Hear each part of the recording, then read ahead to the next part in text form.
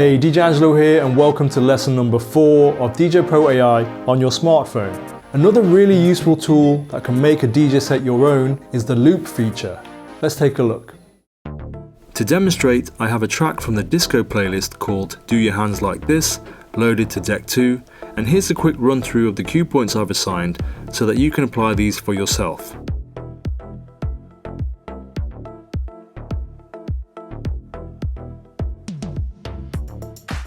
Cue point 1 is at the start of the track. I also have this assigned to the start cue for convenience. Cue point 2 is on the breakdown. Cue point 3 is assigned to this phrase. Cue point 4 is assigned to this phrase. Cue point 5 is assigned to the beat and phrase clap your hands.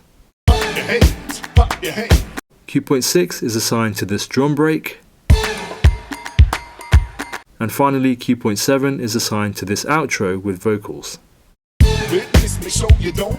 Let's play our track from the start cue and access the loop panel. Loops can be applied to a track at any time, and the most common type is an auto loop, where we can choose the loop size before triggering it with the loop active button. We can then continue changing its size, ranging from 32 beats long all the way down to 1/32 of a beat.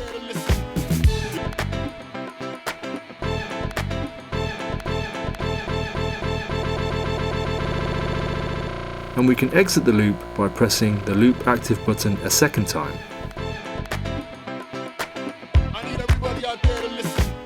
Another way to trigger a loop is by manually pressing in and out to assign the start and end points.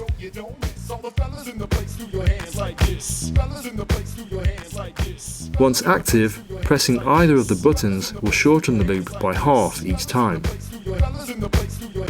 And if we tap on the drop-down menu and choose manual, we have the option of moving the manual loop forwards or backwards by a beat value of our choice using the loop move buttons.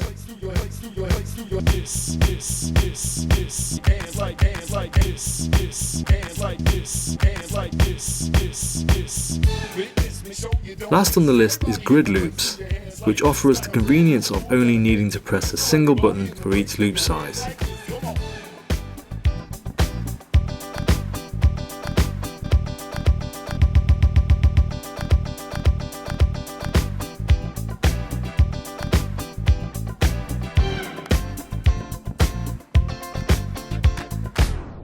If I toggle back to the cue point panel, I have a cool drum break assigned to cue point 6, which would make a great mix point, but unfortunately it only lasts 4 bars before the vocals come back in.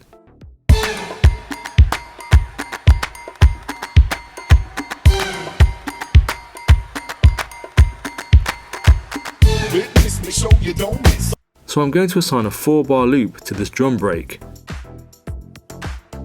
Then tap on the Save tab, and then select an empty bank to save it, so that anytime I play the track, this loop will always be there for me to use. I can also name it, and jump to this loop at any time by triggering the pad.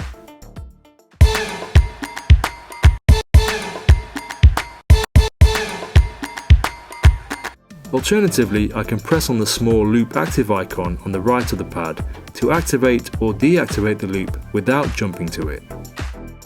And finally, we have bounce loops, which work in a similar way to other loops, but bounce loops are only active while one of the loop value buttons is pressed and held.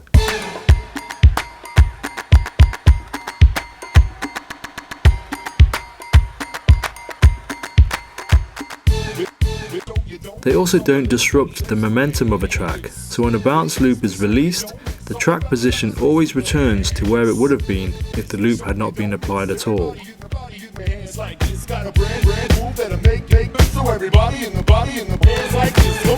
Another cool feature that is somewhat related to loops and bounce loops is the slice feature, which we can access via the cue point panel.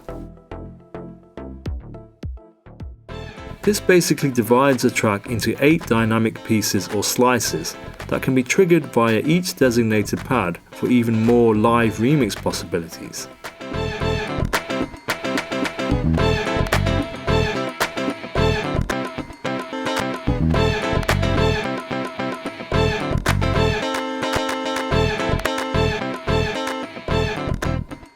Slicing can be done while the track continues to play or while in a loop, and can be customized further via the drop-down menu.